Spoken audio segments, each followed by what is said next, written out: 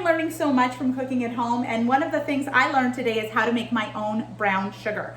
In ordinary circumstances, if I was making a recipe and needed an ingredient that I didn't have, I'd hop in my car, go to the grocery store, get my ingredient, come home, and make my cookies, which is what I'm making today, and I'll share those later. Because I'm trying to stay home as much as possible, instead I Googled how to make my own brown sugar, and it was so simple. So I thought I'd show you today how to do it out of two ingredients you probably already have: white granulated sugar and molasses.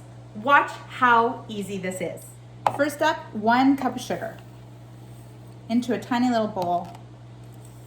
Oh, that was wet. Doesn't matter. It's gonna get even wetter once I throw in that molasses. Get it all in there. Make sure you wash your hands. Then 1 tablespoon of blackstrap molasses. So satisfying. Ooh. And then all you need to do is just start working through with a fork, nothing fancy.